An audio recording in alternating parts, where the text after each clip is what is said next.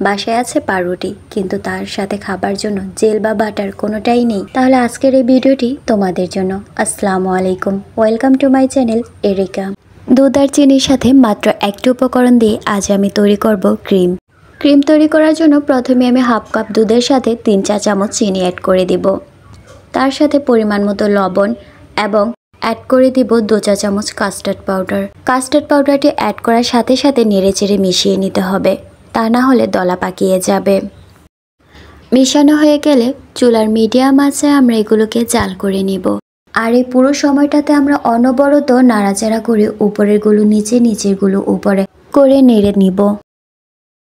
আমরা এখানে half cup দুধের জন্য 2 চা চামচ কাস্টার্ড পাউডারের ব্যবহার করব। দুধের পরিমাণটা যদি 1 কাপ পরিমাণের নেওয়া হয় তাহলে এর সাথে কাস্টার্ড পাউডারের ব্যবহার করতে হবে 4 চা চামচ।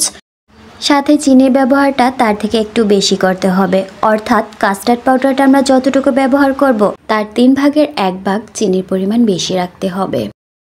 ঘনত্বটা যখন ঠিক এরকম হয়ে যাবে তখন আমরা চুলার জালটি বন্ধ করে দিব এবং ঠান্ডা করে নিব। ঠান্ডা হয়ে যাবার পর দেখতে ঠিক এরকম হবে। এই ক্রিমটা সংরক্ষণ করে রাখার জন্য কোনো ঝাড় বা কৌটোর ভিতর রাখতে পারো। আমি ক্রিমগুলোকে একটি পাইপিং ব্যাগের ভেতরে ভরে নিব। এতটা সময় আমার পাশে থেকে পুরো ভিডিওটি দেখার জন্য তোমাদের সবাইকে অসংখ্য ধন্যবাদ। আর ভিডিওটি যদি ভালো লেগে থাকে তাহলে অবশ্যই বাড়িতে বানানোর ট্রাই করবে।